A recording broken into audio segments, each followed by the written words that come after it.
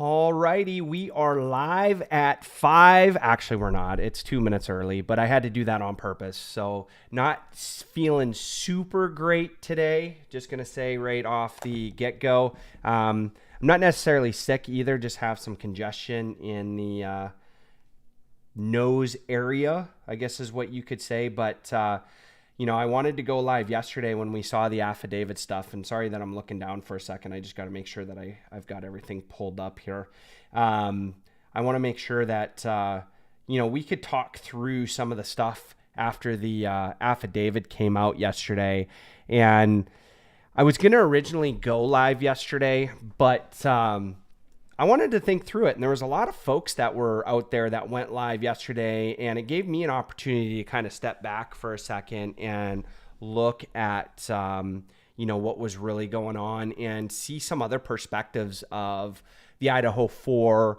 Obviously, since our last time that we were live, we've got a suspect now in Bryan Kohberger. And you'll see that in my title, and in my background, you see that I've got pictures. But the intent for me today really is to go over the arrest affidavit with you folks. And, I apologize in advance. I've got all three of my pups in here. So they're, I don't know if I can actually show you, but they're just kind of chilling out here. But if they hear noises, they're going to get up and bark. So, and that's okay, because there are TrueCrime dogs, and there's 3 of them. But I want to go through the arrest affidavit and kind of look at it from a dual perspective. So I want to look at it from a defense perspective. I want to look at it from a prosecutor's perspective, and kind of talk through, like, what are they going to kind of formulate their case around, with knowing that other information is going to be provided throughout this as well. Now, a couple of surprises, I think, for most people, and definitely for me, is the length of this affidavit. There's a lot of information. There's a timeline that can be created out of this, and there's a lot of evidence already built into this affidavit. And that being said, I do believe that everybody deserves their day in court, and you're innocent until proven guilty. I would say that right now the deck is definitely stacked against Bryan Kohberger, and there's a lot of evidence that is pointing his way, and there's a lot of things that he has done that has not been in a favorable light. Okay. And we'll talk through that through the affidavit as well. And I think that's going to be some important facts. So first and foremost, I pulled up some pictures, so I know that you guys have seen it. We might be a day late, or, in my perspective, I spent a lot of time last night just kind of going through some of the evidence and really kind of trying to put myself, closer to the evidence to understand how and why something like this would happen. Because obviously we haven't heard the why. We have heard some of the how, even though, not all the information has been provided, right? So we're not going to try to fill in those blanks, but what we're going to do is just kind of talk through that affidavit and kind of talk through some of the timelines.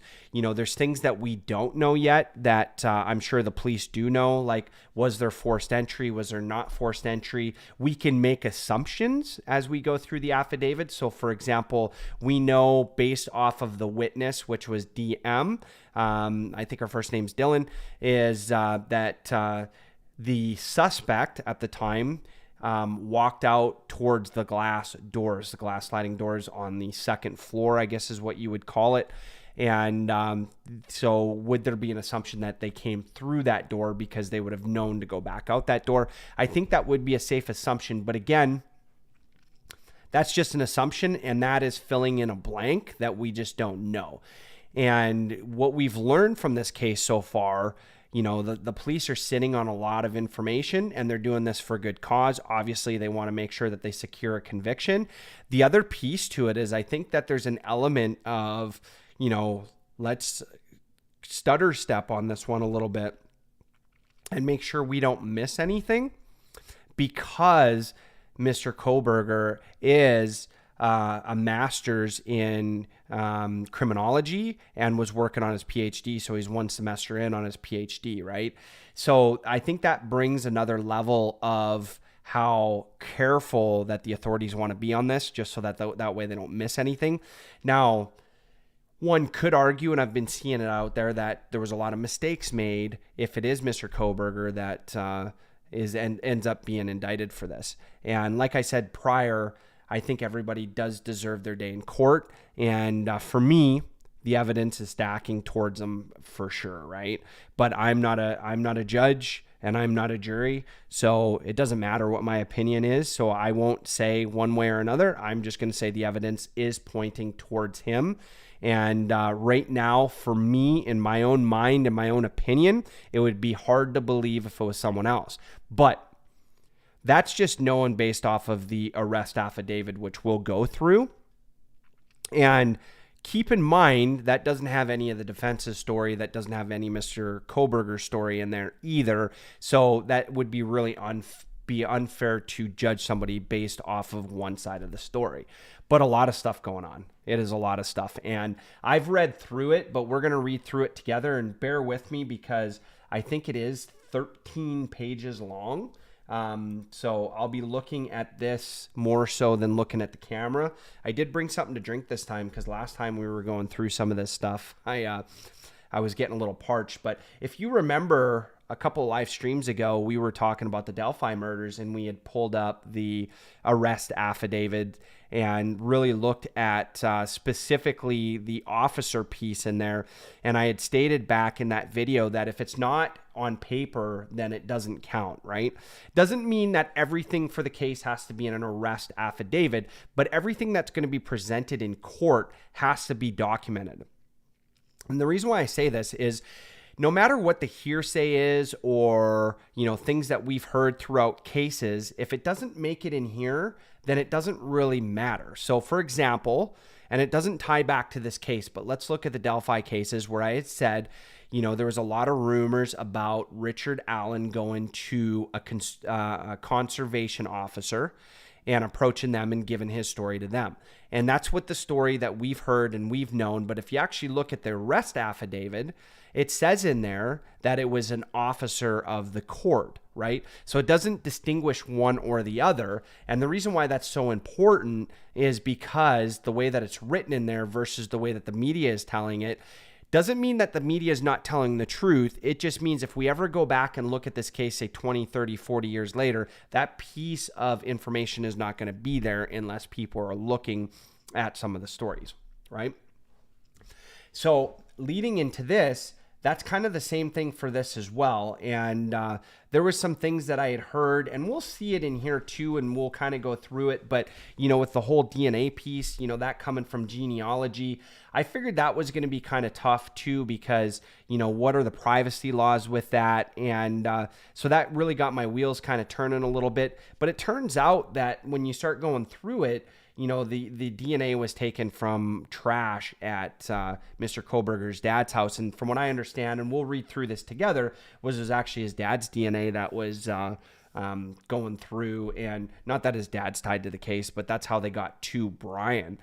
And that kind of takes out the whole genealogy thing. Now there could be some assumptions made from there, like they got the information from there, but they had to prove it and they had to do it in a way where they had to go attain DNA as well.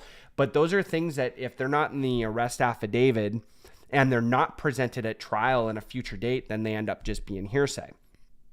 A couple other things that I want to hit before I hit this as well is just some areas where, I think definitely I was wrong. I thought at one point that the car probably didn't have any significance. And I had stated this on a couple of forums. I had actually posed it as a question, but I did get roasted for it after, where I said, is it safe to assume that the car didn't have anything to do with the crime because we see the car at like 150 on the police body cam? And, going back and seeing like the cell phone towers and all that stuff, it's apparent that, and we'll see this in the affidavit too, that he drove by a few times, right? 3 or 4 times, and that he was in the area 12 separate times before this actually went down. So it was a bad assumption, but with the information that we knew, that was just something that kept popping in my mind.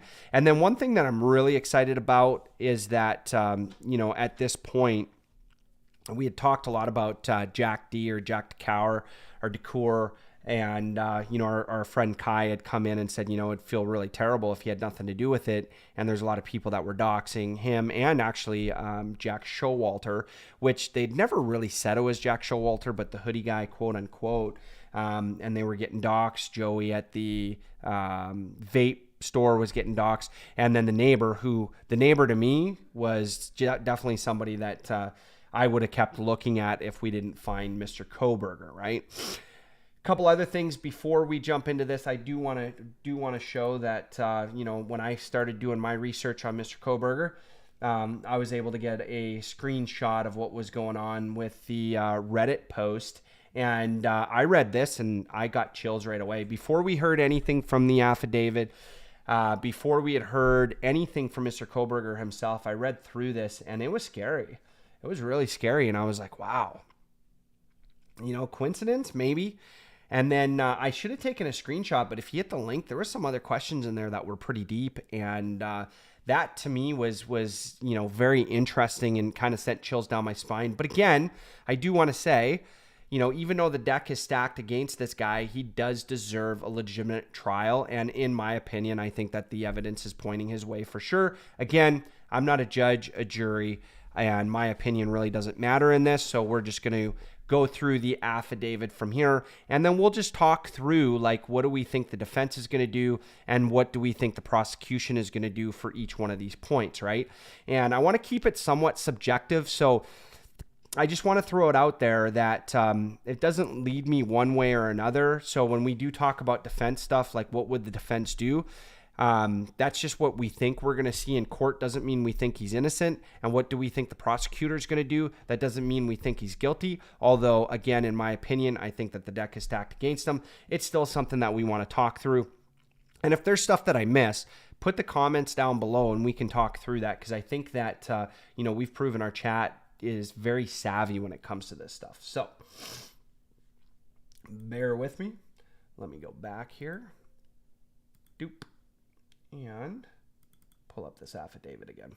So I hope everybody's got a drink. This is a pretty long affidavit. We're probably looking at 30 to 45 minutes to go through, especially adding some verbatim. So if it gets a little boring, just let me know. We can skip some stuff. But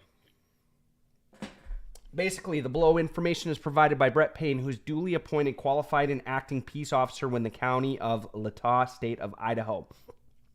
Brett Payne is employed by the Moscow Police Department in the official capacity or position of corporal and has been trained and qualified peace officer for approximately 4 years. Corporal Payne is being assisted by members of the Idaho State Police and agents of the Federal Bureau of Investigation, so the FBI. Now, we know this stuff already, but we're going to hit it anyways. On November 13th, 2022, at approximately 4 p.m., Moscow Police Department Sergeant Blaker and I responded to 1122 King Road, Moscow, Idaho, hereafter the King Road residence, to assist with scene security and processing of a crime associated with 4 homicides. Upon our arrival, the Idaho State Police forensic team was on scene and was preparing to begin processing the scene. MPD Officer Smith, one of the initial responding officers to the incident, advised he would walk me through the scene. OFC Smith and I entered the King Road residence through the bottom floor door on the north side of the building. OFC Smith and I then walked upstairs to the second floor. OFC Smith directed me down the hallway to the west bedroom on the second floor, which I later learned through Xana's driver's license and other personal belongings found in the room was Xana Kernodle's. Hereafter, Kernodle room. Just before this room was a bathroom door on the south wall of the hallway. As I approached the room, I could see a body later identified as Kernodle's laying on the floor. Kernodle was deceased with wounds which appeared to have been caused by an edged weapon. Okay, so pretty deep stuff. Also in the room was a male, later identified as Ethan Chapin. Hereafter, Chapin was also deceased with wounds later determined. Let's keep going down. To be caused by sharp force injuries. I then followed OFC Smith upstairs to the third floor of the residence. The third floor consisted of 2 bedrooms and 1 bathroom. The bedroom on the west side floor was later determined to be Kaylee's. And then hereafter, Gonsalves' room. I later learned from review of Officer Noonan's body cam, there was a dog in the room when Moscow police officers initially responded. Sorry. A lot of stuff to go through. On November 13th, 2022, that he and Kaylee shared the dog. OFC Smith then pointed out a small bathroom on the east side of the third floor. This bathroom shared a wall with Madison Mogan's, hereafter Mogan, bedroom, which was situated on the southeast corner of the third floor. As I entered this bedroom, I could see two females in a single bed in the room. Both Gonzalez and Mogan were deceased with visible stab wounds. I also later noticed what appeared to be a tan leather knife sheath laying on the bed next to Maddie on her right side when viewed from the door. The sheath was later processed and had a K-bar USMC and the United States Marine Corps Eagle Globe and anchor insignia stamped on the outside of it. The Idaho State Lab later located the source of male DNA, suspect profile left on the button snap of the knife sheath. So nothing that you haven't heard or learned here, but we know that to this point, there was 4 bodies found on 2 separate floors, one in a main bedroom, looked like one in the hallway, and then one, which would have been Ethan's, that was in the bedroom. Okay. As part of the investigation, numerous interviews were conducted by Moscow Police Department, Idaho State Police detectives, and FBI agents. 2 of the interviews included BF and DM. Both BF and DM were inside the King Road residence at the time of the homicides and were roommates to the victims. BF's bedroom was located on the east side of the first floor of the King Road residence.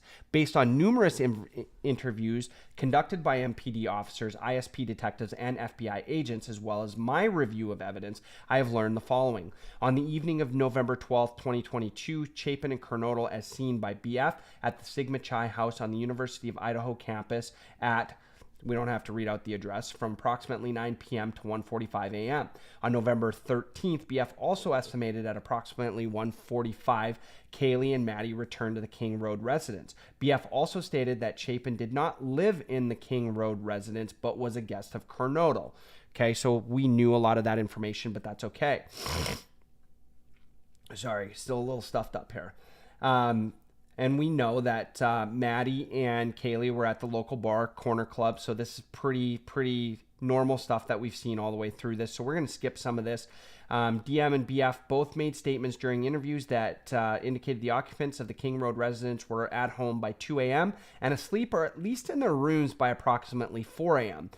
This is with the exception of Kernodle, who received a DoorDash order at the residence at approximately 4 a.m. Law enforcement identified the DoorDash delivery driver who reported this information. Now, DM stated she originally went to sleep in her bedroom on the southeast side of the second floor. DM stated she was awoken at approximately 4 a.m. So this is where it gets really interesting. By what she said, it sounded like Gonzalez playing with her dog in one of the upstairs bedrooms, which were located on the third floor. A short time later, DM said she heard who she thought was Kaylee say something to the effect, "There's someone here." A review of the records obtained from a forensic download of Kernodle's phone showed this could also have been Kernodle, as her cellular phone indicated she was likely awake and using the TikTok app at approximately 4:12 a.m. Now, this is where I think this story gets really interesting, because with everything going on, if you look at the time, right, nothing is really happening between 2 and 4 a.m. based off of what you're seeing in here. Now, at 4 a.m., right, we don't know if Mr. Kohberger, or let's just say the suspect, so we'll use the suspect going forward, is already in the house at this point. Because if you figure if Xana was on TikTok, maybe, you know, that was getting some sound and maybe she didn't hear somebody come in, but maybe it was her and not Kaylee that had said somebody's in the house, right? And we don't know that for sure, right? And that's something that I think we'll know when it comes into trial. But was the suspect already in the house at that point, or was the suspect coming in the house after the DoorDash? Now, keep in mind, if you look at the time frame of how everything happened, it does seem like everything happens fairly quickly. Now, I've never committed a murder, and I don't know how long it would take, but it seems like whoever the suspect was did move through the house pretty efficiently and had a lot of things happen in a short period of time, right? So let's keep going through. So again, keep going. DM stated that she looked out of her bedroom but did not see anything when she heard a comment about somebody being in the house. So that's where we left off, right? DM stated that she opened the door a second time when she heard what she thought was crying coming from Kernodle's room. DM then said she heard a male voice say something to the effect of, "It's okay, I'm going to help you." So the question then becomes, was the suspect already in there, and was the suspect already done with Kaylee and Maddie and was moved on and maybe ran into Kernodle because Kernodle may have heard something and went to inspect, right? Based off of where they found their body. And, or again, if she's on TikTok, I think it's safe to assume, because it's the TikTok app, that would either be a phone or a tablet. So how loud is that?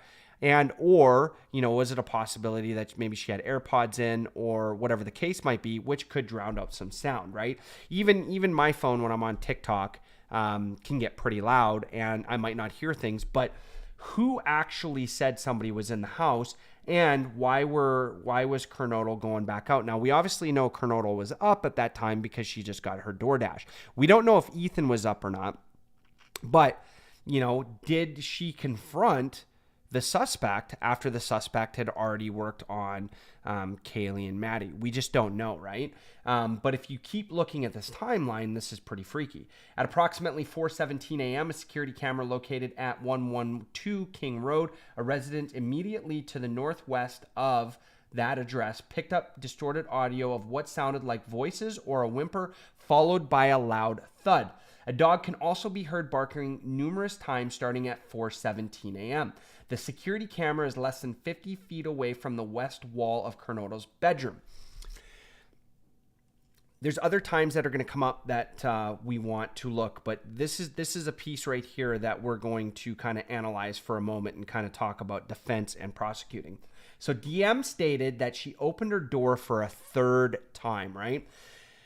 And after she heard the crying and saw a figure clad in black clothing and a mask that covered the person's mouth and nose, walking towards her, DM described the figure as 5'10", or taller, not very muscular, but athletically built, right?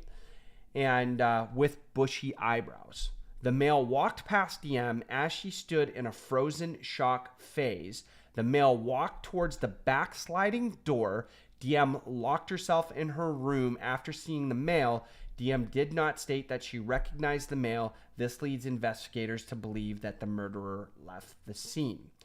Okay?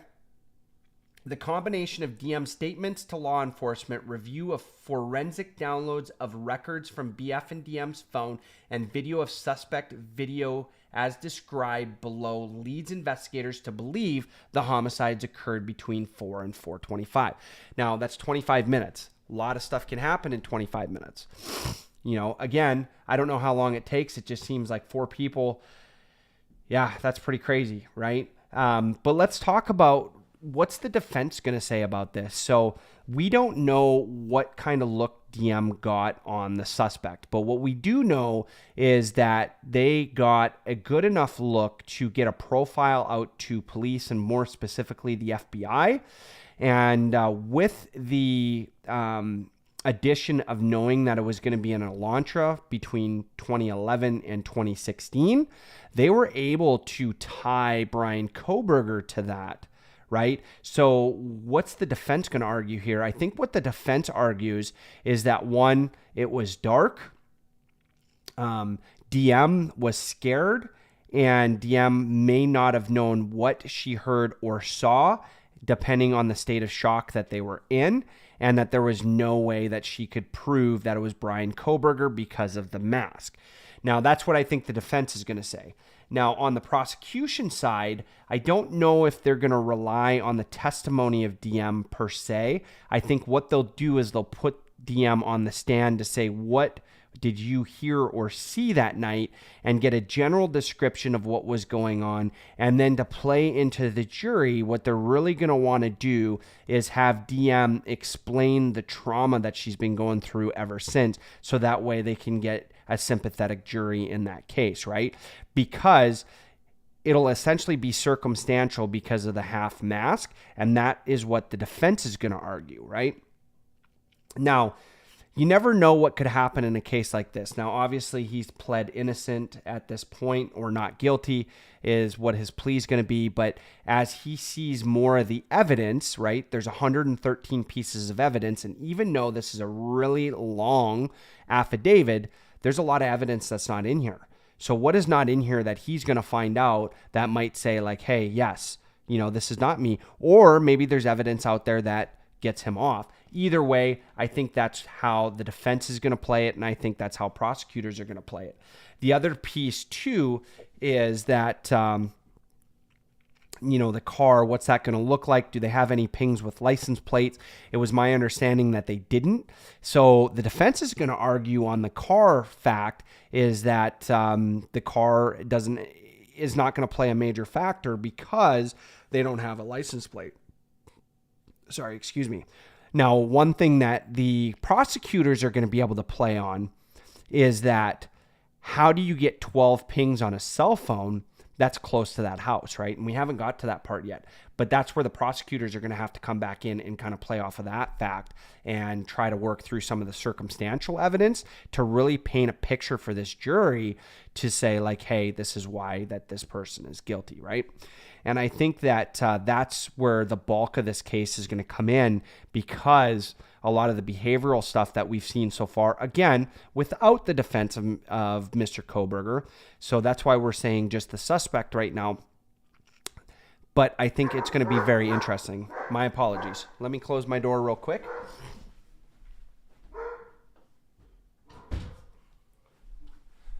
Love my babies, but they do get loud sometimes. All right, so let's keep going through. So as part of the investigation, an extensive search, commonly referred to in law enforcement as video canvass, was conducted of the area. This video canvass was to obtain any footage from the early morning hours of November 13th in the area of the King Road residence and surrounding neighborhoods in an effort to locate suspect or suspect vehicles traveling to or leaving from King Road residence. This video canvass resulted in the collection of numerous surveillance videos in the area from both residential and business addresses. I've reviewed numerous videos that were collected and have had the conversations with other MPD officers, ISP detectives, and FBI agents that are similarly reviewing footage that was obtained. A review of camera footage indicated that a white sedan, suspect vehicle number 1, was observed traveling westbound in the 700 block of Indian Hills Drive in Moscow at approximately 3:26 a.m. and westbound on the Steiner Avenue at Idaho State Highway 95 in Moscow at approximately 3:28. On this video, it appeared the suspect vehicle 1 was not displaying a front license plate. So we discussed that already. So this is where it becomes circumstantial unless they got a picture of the back that actually shows his license plate, right? That's going to be good for the defense and not so good for the prosecutors. However, the prosecutors, again, can fall back on the data points from the cell phone prior to the night that the murders happened, because as we get further in here, we're going to know that the cell phone's turned off for a couple of hours. A review of footage from multiple videos obtained from the King Road neighborhood showed multiple sightings of suspect vehicle number 1 starting at 3:29 and ending at 4:20 a.m. These sightings show suspect vehicle 1 makes an initial three passes, right? At the residence and then leaves via Walenta Drive. Based off my experience as a patrol officer, this is a residential neighborhood with a very limited number of vehicles that travel in the area during the early morning hours. Upon review of the video, there are only a few cars that enter and exit this area during that time frame. Suspect vehicle number 1 can be seen entering the area 4th time at approximately 4:04 a.m. So keep that in mind. That car comes in at 4:04 a.m. This is going to be huge for the prosecution and the defense when they're making their timelines, because if you go back up, MPD believes that the murders happened between 4 a.m. and 4:25. So the argument that's going to be made is, do they have enough time between 4:04 a.m. when the car is seen to 4:20 a.m. to park the car, go in, commit the murders, and leave and be on camera again at 4:20 a.m. That's 16 minutes. You also got to work in there the time it takes to get out of the car, get into the house, do what you need to do, leave the house, get back into the car, and then leave the area. This is going to be a huge win for the defense while they're trying to prove it. Now, if we look at the timeline, though, is 16 minutes enough if you're out in front of the house? It is, right? Even though we know that it would probably be pretty hard. I don't know how long it takes to kill somebody. And then I don't want to speculate. I wasn't there. But that's where now the prosecution is going to have to come in and prove their case and say, yes, this was enough time, and or alter some of the time frames, because it does match, if you look at what MPD says, between 4 and 4:25, right, and the coroner. So if they were murdered within those 25 minutes, and we see the car was seen on camera at 4:04, then at 4:20, that leaves that 16-minute period in between, and I would say a minute on each end to get in and out, all of that good stuff. I think it would be safe to assume that there was no forced entry at that point. Right? Now, if it was 4:04 a.m. as well, that means that the suspect either would have witnessed that the Uber driver or the Uber Eats driver or the DoorDash driver was there at 4 a.m. and was leaving and maybe saw an opportunity at that point, or maybe have just missed the DoorDash driver, right? So all of this could be coincidence, but this is going to be a hard point for both the prosecution and the defense to prove because of the time frame in here. But keep in mind, as a jury, juries are pretty smart. Is there enough time? Yes. There's nothing in here in the timelines that's going to be great for the defense. That's going to say, no, doesn't place him at the scene of the crime. But there's not a smoking gun here for the prosecution either. So I'll be very interested to see how this plays out in court with the whole timeline and if this becomes a major defense for them, right? Because at this point, I think what the defense is going to do, going back to our last argument, is say, hey, DM can't pinpoint the suspect, right? Has a partial description of the suspect, and whoever had done this would have had to have done this before to be as efficient as they are. And I think that's probably the defense that they're going to go after to try to sway the jury, where reconstructing this is going to be kind of favored on the prosecution side based off of what we're seeing and based off of seeing where that car is. Now, if they don't have a picture of the license plate, which I haven't seen in the affidavit that they did, that would also tell me that that car becomes circumstantial. And we've already heard the police say that there was like 20,000 registered Elantras, right? Between 2011 and 2016 in that immediate area, right? Which is going to be pretty crazy. So let's keep going.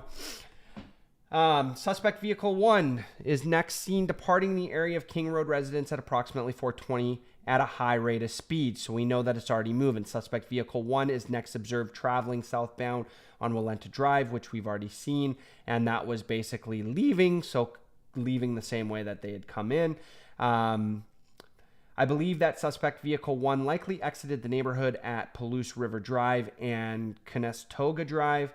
Palouse River Drive is at the southern edge of Moscow and proceeds into Whitman County, Washington. Eventually, the road leads to Pullman, Washington. Pullman, Washington is approximately 10 miles from Moscow, Idaho. Both Pullman and Moscow are small college towns, and people commonly travel back and forth.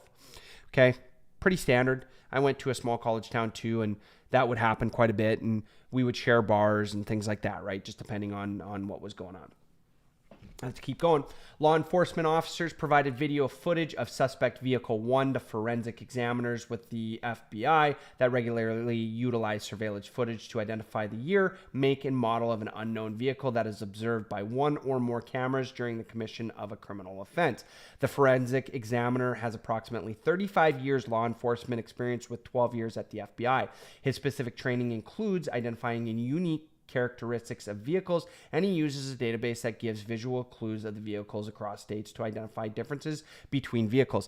Let me just say, even though he doesn't get it right at first, right, and we're going to see that here in a second, that is pretty impressive that you could get it to a Hyundai Elantra, right? There's a lot of cars that are built just like that, like Kias, Nissans, Toyotas. Now, obviously, some of the lights are different, and I would love to hear from you folks, what would be significant that you'd be able to tell the difference. But to get this nailed down, this could be huge, right? Now, we're going to revisit this in just a minute. Let me read this, and then I'm going to revisit, because I think that even though he's really good,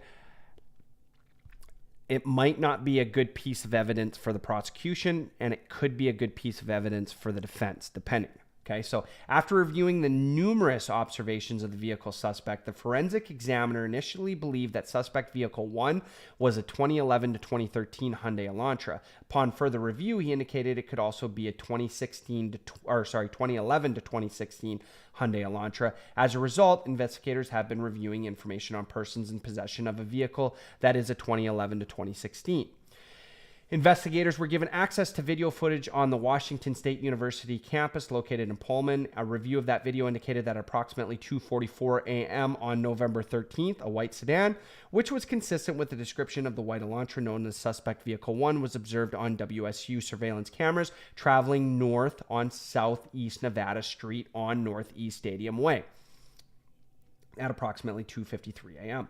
A white sedan, which consisted with the description of a white Elantra known as suspect vehicle 1, was observed traveling southeast on Nevada Street in Pullman, Washington, towards SR 270. SR 270 connects Pullman, Washington to Moscow, Idaho, and this camera footage from Pullman, Washington was provided to the same FBI forensic examiner.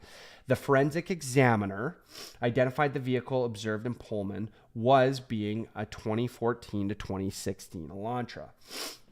At approximately 5:25 a.m., a white sedan, which was consistent with the description of suspect vehicle 1, was observed on 5 cameras in Pullman and on WSU campus cameras. The first camera that recorded the white sedan was located at 1300 Johnson Road. In Pullman, the white sedan was observed traveling northbound on Johnson Road.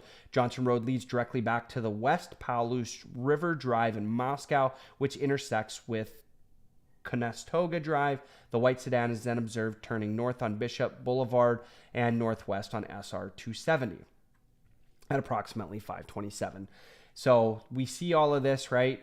And on November 25th, MPD asked area law enforcement agencies to be on the lookout for the white Hyundai Elantra in the area. On November 29th at approximately 12:28 a.m., Washington State University police officer Daniel Tinego quarried white Elantras registered at WSU. As a result of that quarry, he located a 2015 white Elantra with a Pennsylvania license plate. This vehicle was registered to Bryan Kohberger, residing at 1630 Northeast Valley Road, apartment 201, Pullman, Washington. Okay. And that's about 3/4 of a mile from the school. The same day at approximately 12:58 a.m., WSU officer Curtis Whitman was looking for the white Hyundai Elantra and located a 2015 essentially at that same address.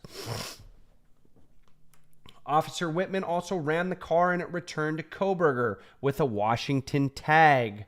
I reviewed Kohberger's WA state driver's license information photograph. This license indicates that Kohberger is a white male with a height of 6 feet and weighs 185 pounds. Additionally, the photograph of Kohberger shows that he has bushy eyebrows. Kohberger's physical description is consistent with the description of the male DM saw inside the King Road on November 13th. So let's stop there.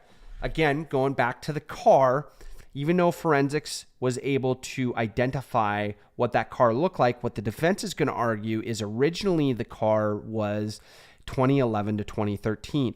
Now, a good defense lawyer is going to try to bring doubt into the jury by saying, hey, this FBI agent who has 25 years of experience said that it was a 2011 to 2013.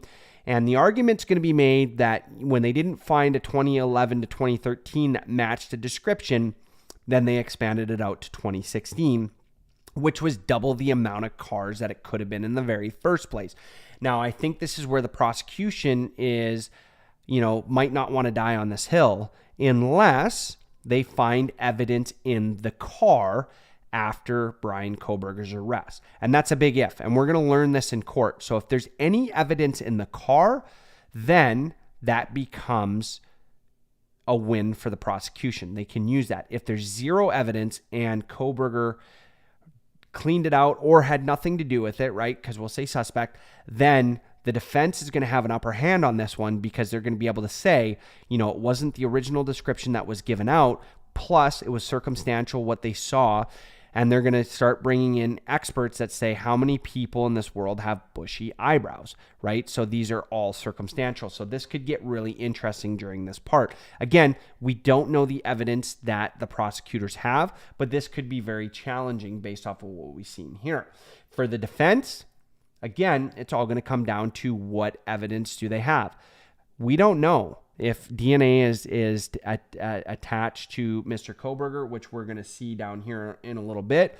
That might be the smoking gun for the prosecutors, and they don't have to prove any of this, right? But we'll get to that.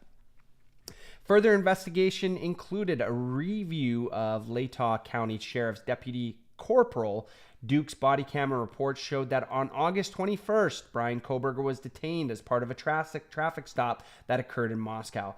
So none of this stuff right here, I think is, you know, super important. Maybe this right here. So he was the sole occupant,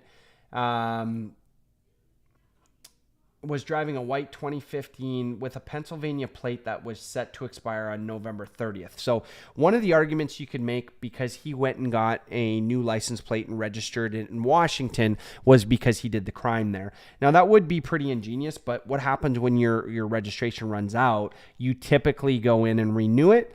And if he was renewing and already had his driver's license for Washington, he's going to renew it in Washington. Now, I recently moved to Iowa about a year ago, and we had to do the same thing. Now, we had, when we first moved, we had a partial, and then it didn't make sense for us to move one of our cars over because it was going to be basically double the charge coming in Iowa. So we actually waited until the month it was expiring in Minnesota before we did it in Iowa. So this right here, I don't think is going to be a huge point in the case. I think it's going to bring it up just to put doubt in the jury's minds. But this is not abnormal, and I don't think this is abnormal for a college student. You know, whether you're going for your PhD or your bachelor's, you know, to wait on your license and or wait on your registration. Now, for him, do I think it was convenient? Yeah, absolutely. Do I think a lot of this evidence points his way? Again, I've stated, yes, I do, but I do believe that they do deserve justice in court, and they got to find their day. Now, at that same token, if he is found guilty, then obviously the parents have asked for the death penalty already. That's been all over the place, right? But let's keep going. So on October 14th, 2022, Bryan Kohberger was detained as part of a traffic stop. So this had happened before.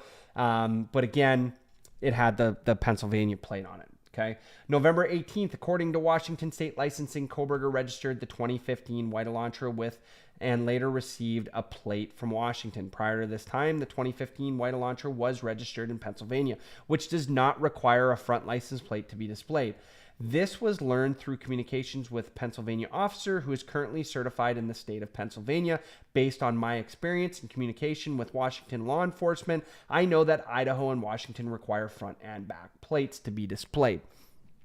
So again, could look at it two different ways. It's going to be up to the jury, right? I don't think this is going to be what gets him either way. I don't think the car is going to be. I think it's just one piece of circumstantial evidence that's going to kind of pile on to, really get that. This part we already know. We know that he gets pulled over. Let me take a drink real quick. Investigators believe that Kohberger is still driving the 2015 white Elantra because his vehicle was captured on December 13th, 2022 by a license plate reader in Loma, Colorado. Kohberger's Elantra was then quarried on December 15th, 2022 by law enforcement in Hancock County, Indiana. On December 16th at approximately 2:26 p.m., surveillance video showed Kohberger's Elantra in Albertsville, Pennsylvania. The sole occupant of the vehicle was a white male whose description was consistent with Kohberger. Kohberger has family in that area. Based on information provided by WSU website, Kohberger is currently a PhD student in criminology at Washington State University. So this is nothing new. This gets pretty scary right here. Kohberger wrote his essay in his essay, he had interest in assisting rural law enforcement agencies with how to better collect and analyze technological data in public safety operations. Kohberger also posted a Reddit survey, which can be found by an open source internet search. The survey asked for participants to provide information to understand how emotions and psychological traits influence decision making when committing a crime. That was what I showed you at the start of the stream, right? We popped it up on there, and it's interesting. It's an interesting fact. And this did not give a good look to Kohberger, and it's going to be interesting to see how the defense is going to play this one off. Now, obviously, they're going to say this was for a research paper, and they're going to have to bring in other examples of research papers of people that go on to have illustrious careers that try to dive deep into minds of criminals and things like that. And I think that's how the defense is going to approach it. The way that the prosecution is going to approach this is going to say this is just showing premeditation. We know that he is obsessed with, the mind of a criminal, the act of a criminal. What does it feel like during? How do they pick their victims? All of that stuff based off of the survey that is going to be in here. Okay. November 13th, 2022, between 3 and 5 a.m. We've said this already. After determining that Kohberger was associated to both 2015 White Elantra and the phone on record, investigators reviewed the search warrant terms and the tower's resources in close proximity, 3 to 5. Basically, what it's saying there is that the phone wasn't turned on. Based on my training experience, conversation with law enforcement officer that specializes in the utilization of cell phone tower records as part of my investigation, individuals can either leave their cellular telephones at a different location or they can turn them off, which that's what we think that he did. So again, this is not going to help prosecutors. I don't think it helps the defense either, because I don't think the defense is going to bring this up unless they have some random story that he stopped at a mall or something to take a nap. Like, who knows? Defense can get definitely very creative in how they're doing things, but I think I think you leave that one as a defense. And I think from a prosecution stance, you don't even have to go after this. You utilize the car, and then you utilize the cell phone pings that happened prior to the crime. Not that that's a smoking gun, but you can kind of prove intent with that unless he knows somebody that lives in that area and has a witness that comes and says, yeah, he comes over all the time, right? Maybe the neighbor, right? But we don't know. That's speculation. We've heard crazy things like his sister lives across the street. And when I had heard that on one of the videos, I didn't find anything on that, but who knows, right? When you get into a court of law. On December 23rd, 2022, I applied for what was granted a search warrant for historical phone records between November 12th and November 14th for the phone. On December 23rd, pursuant to the search warrant, I received the records. The records indicate that the phone he has is subscribed to Bryan Kohberger at an address in Albertsville. And the account has been open since June 23rd, 2022. These records also included historical cell phone sites, this is where now is going to have a hard time explaining as a defense. And I'm not going to read all this, but basically, let's keep going down because this is telling you everything that you can do with the cell phone towers. I did used to work at Verizon, and we would have to pull this information. Now, keep in mind, even when I worked there, I never got to see this information. I couldn't pull this information and see it. This literally had to go through the legal team. So it's not like you can just go into a cell phone and get this information. But there was times where we would get subpoenas, or I would get subpoenas at some of my stores, and we'd have to filter that up to a legal team. So let me be clear when I say that I used to get these. Never personally would get them, and I would never get this information. But on November 13th at approximately 2:42 a.m., the phone was utilizing cellular resources that provided coverage to Northeast Valley Road, Pullman. Hereafter, the Kohberger residence at approximately 2:47, the phone utilized resources that provide coverage southeast, consistent with phone leaving the Kohberger residence and traveling through Pullman, Washington. At 2:47, the phone stops reporting to the network, which is consistent with either the phone being in an area without cellular coverage, the connection to the network is disabled, such as putting the phone in airplane mode, or the phone is turned off. The 8458 phone does not report to the network again until 4:48 a.m., in which time it has utilized cellular resources that provide coverage to ID State Highway 95. So again, we're not going to hit that again, but just keep in mind that's where it's just not going to do anything for us. So we're going to keep going. You're going to see through here, like where it starts pinging. I don't think this makes a whole lot of difference. This piece right here is going to be pretty huge, so I'll read this one out. So we skipped a few places just to not bore you too much. Further review indicated that the phone utilized cellular resources on November 13th that are consistent with that phone leaving the area of the Kohberger residence at approximately 9 a.m. and traveling to Moscow. Specifically, phone utilized cellular resources that would provide coverage on the King Road residence between 9:12 and 9:21. 9 minutes on the road where the murders just happened. Okay? That one right there, folks, is where the prosecution is going to have a heyday. The defense is going to have a hard time trying to sway a jury to not believe that it's their suspect. This is where I think, again, it's not a smoking gun, but the circumstantial evidence is starting to build up. Again, we don't know what the defense has. We don't know who the defendant's going to call to the stand. We don't know if he knows somebody in the area. We don't know if he's ever been into the house previously or if he can prove that. Either way, this is creepy. That's all I'm going to say. I'm going to leave it with that. So 9 minutes. This is before the police were even called, right? You still have people that have been murdered in that house and the potential suspect sitting outside that house, okay? So basically it's just showing how he traveled. Let's keep going. Investigators found that phone did connect to a cell phone tower that provides service to Moscow on November 14th, but investigators do not believe that the phone was in Moscow on that date. Based on my training, experience, and the facts of the investigation thus far, I believe that Kohberger, the user of that phone, was likely the driver of the white Elantra that is observed. Now, again, going back to this likely, you don't know if you're actually going to be able to hit this, right? So I think this is going to be circumstantial. Going back to the time where he's there, I think is going to be pretty huge. But you could kind of argue the fact maybe somebody borrowed his car and his phone. Mucho Taco, I found the location of the second traffic stop on Google Maps. Are you talking about the second traffic stop in Idaho or the second traffic stop in Moscow prior to the murders? I'll let you figure that one out. I haven't seen either one, so I think that's a really cool piece of information, by the way, just for clarity.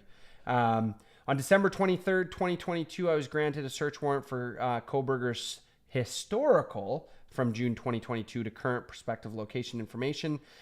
I'm going to burn through some of this. The location of the white Elantra. On December 23rd, search warrant, I received historical records. We want to see where it says that it pinged.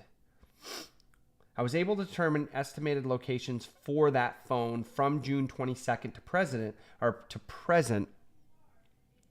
The time period authorized by the court, the records for the 8458 phone, which is his phone, utilizing cellular resources that provided coverage to the area, rode on at least 12 occasions. Okay, so I'm going to stop there for a second.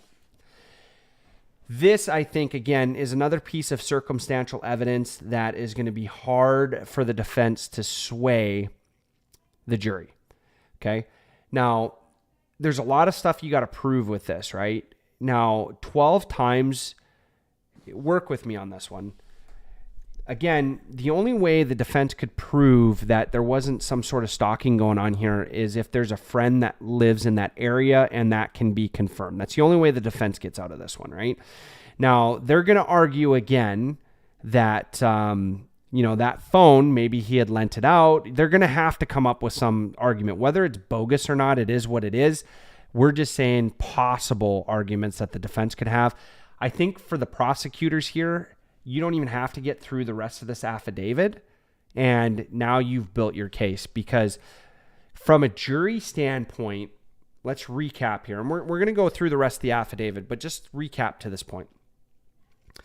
They know that out of the circumstantial evidence that we have so far, they know that they're looking for a white Elantra. Now, they're looking between 2011 and 2016. Suspect has a 2015 white Elantra. Okay? They don't have license plate for it, so that piece they're going to have to talk through, but it doesn't look good that the suspect changed their licensing in November. Again, from a defense perspective, I would say this is a pretty typical thing that when people move, they don't typically do it until they have to. I'd say it's probably a 50-50. Again, when I moved from Minnesota, I didn't do it until I needed to do it, right? So that's going to be pretty huge. The car being in the area 4 times, I think, is going to prove to be a piece of circumstantial evidence that is going to benefit the prosecutors and obviously not the defense. But the defense is going to say that that's not his car and they can't prove that it is his car. And then the 12 times that the cell phone was pinged, I think is going to be huge. And there's other stories that we're hearing out there of how Bryan acted, right, when he was going into bars. And I think that that'll come down to character witnesses for the prosecution, but that's going to paint a picture for the jury. And as it stands to this point, again, I think everybody should, right, be granted their day in court. I do believe that right now the evidence is stacked up against Bryan Kohberger as the suspect. I think everything is pointing his way, but again, I haven't heard his side or what their defense is going to be, but right now it's not looking good. Keep in mind, to this point, everything's been circumstantial, right? Even the mask, right? Like DM seeing him on his way out, keep in mind, only saw the eyebrows. That's going to be pretty easy for the defense to say, hey, that person was in shock. They were going out. They clearly knew that what they were doing when they were going in and out. Okay. And then let me just kind of stop for a second. So Mucho Taco, when you found out for the second one, how did you find that out? I'm curious. Like, how did you find out the location? Was it just based off of what you had heard in the media, or was it? Did you find it through, I guess they're not arrest records, but they would be like the ticketing, right?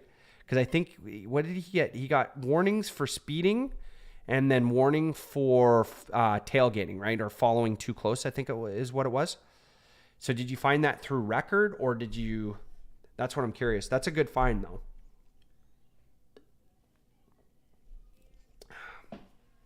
Sorry.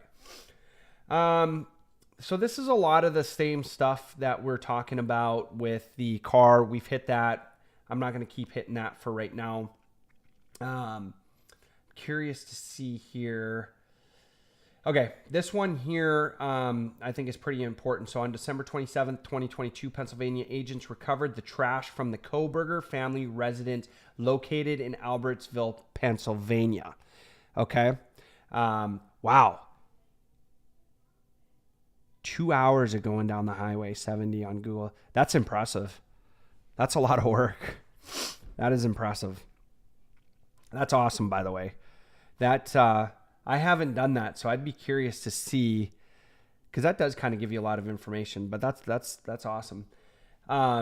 That evidence was sent to the Idaho State Lab for testing on December 28th. The Idaho State Lab reported that a DNA profile obtained from the trash and the DNA profile obtained from the sheath identified a male as not being excluded as the biological father of suspect profile. At least 99.9998% of the male population would be expected to be excluded from the possibility of being the suspect's biological father.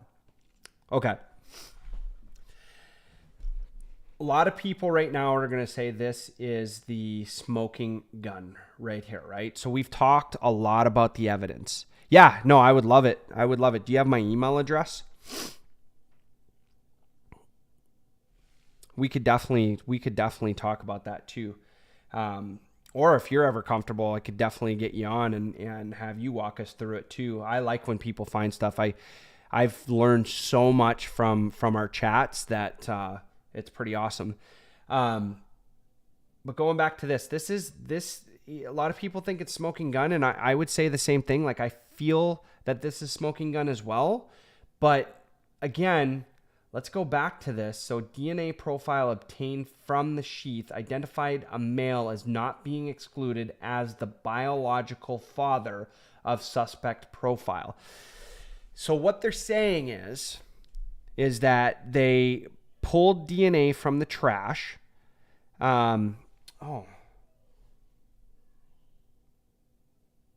I don't know. It won't let you paste them. I'll pull up the chat in just a minute and see if it just doesn't let links. I haven't set up my YouTube like I set up Twitch, so that might be a reason why it doesn't work. I didn't think I had it turned off, but it's very real possibility I did, because I just started doing YouTube a couple months ago. So, but yeah, so the DNA stuff, I think where the defense is going to come in is going to say, hey, this is not a direct match to Bryan Kohberger. Now, keep in mind, a jury with all this circumstantial evidence is, likely to find the defendant guilty in this case, depending on what case they have, at least from what we see in here. Now, there's a couple of things that I want to add in here, and then I'm going to open it up for discussion. So one, that's a huge affidavit, right? 18 pages, right? That is monstrous. There's a lot of information there. Now, keep in mind, a lot of this information is filler stuff, like how he traveled to and from, where he was coming from, how they got the information that they got, a little bit of DNA in there, and that kind of stuff, right? Based off of that, that's like 7, 8, 9, 10 pieces of evidence that we see in this affidavit, and that's 18 pages long. We know, based off of what the authorities were saying, there was 113 pieces of evidence for this case right now. Now, we also know that the authorities did a good job of not coming forward with a lot of information, because they were trying to secure the arrest affidavit and ultimately secure their person of interest, who became a suspect, who ultimately is now in a jail in Idaho. So we understand all of that, right? So there's a lot more information that's going to come out from this, and we'll cover it again. And I don't want to overdo it, because I do enjoy seeing some of the other channels out there and seeing some of their takes. And I don't think anybody's went through and looked at it from like a prosecution stand side and a defendant stand side yet. And we're going to continue to do that as we go through, but we want to put out a lot of information out there, because this is a very interesting case. And my channel, typically I do like missing people. I don't do a lot of current events, because I think there's a lot of people that do it out there, but I'm passionate about it. And I think that this has been a great case from a case study perspective. Again, keeping in mind and being sensitive that 4 people did lose their lives on this, and that, I think we all want the suspect to be found. And whether that's Bryan Kohberger or not, again, I feel like the evidence points his way, but I do believe that people should get their day in court. So I can't say he's guilty. Again, for the 4th time, I'm saying I am not a judge. I am not a jury. So it doesn't really matter what I think. But just for some peace of mind, especially for the families, finding out who it is and then holding them accountable is going to be very important. Okay, so that being said, that's a lot of information that we covered, almost an hour, and I'm sure that I got a little bit boring there reading some of this stuff. So I'm going to open it up to you folks. Just let me know if you've got any questions. In the meantime, I'm going to try to do something here. Hopefully I don't have like any craziness going on here. So here's my desktop. Go over here. Here, you know what I'm going to do? So just in case, let's transition. We'll go like full screen for a second. And I am going to try to take a look at this just to see why it's not letting you put in links. So live streams.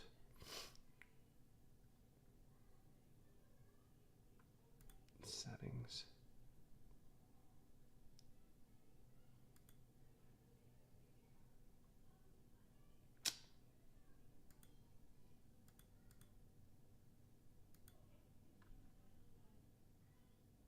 Yeah, I don't see anything. I just must be missing something. Permission, yep. I don't know why it's blocking links. Because it's not showing me so there must be something. I might have to go through and just find that out. So maybe it's my OBS. But I'm not finding anything in here that's saying that links are blocked. So I know like on Twitch, when I'm on Twitch, they automatically do it, but oh, look at the big head. Yeah, it is big head. That's okay. You could always, I'll look for it and then I'll see I'll see if I can unlock that too. So should be good. I am going to transition back so that way you don't have my big head, big forehead.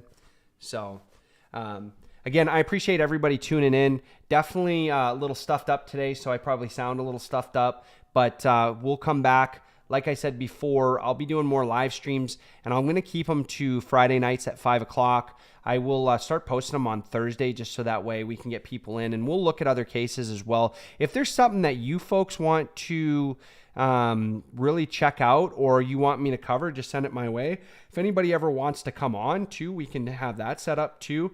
I do this for passion. My channel's not monetized in any means, and we're going to continue to have fun with it. So, we're serious about it, but at the same time, I think we can cover things that some of the big channels may not be able to cover. No controversy or anything like that, but just have a little bit of fun with it too. So, I do appreciate everybody checking in. If there's anything that I can do to make it better, let me know that too. So we've done a lot of work on the room. I still got to put some curtains and drapes up to make it look a little bit better behind me, and then maybe get a logo behind me as well. But did a lot of work to the room so far, and then just waiting to do some sound panels in here that will make the sound a little bit better, just to kind of go with our equipment. Like we've got good microphones and stuff like that. So if you guys and girls see stuff, just let me know. We'll continue to try to improve as we grow. We're a pretty mighty channel for only having 48 people following. We've hit almost 5,000 views so far, which is really awesome. And we're coming up on 200 hours of watch time. So that's pretty good for a small channel. And we're going to work towards getting to, 1,000 subscribers this year and hit that 4,000 watch hours. So I appreciate everybody checking in. Again, if you want me to cover anything, just let me know. You can send a message in here. You can send a message to my email address, which is listed on my YouTube channel as well. Or if there's anything that I can improve for your viewing pleasure. On that note, I hope everybody has a great weekend. And I'm your host, Tim Sahlberg.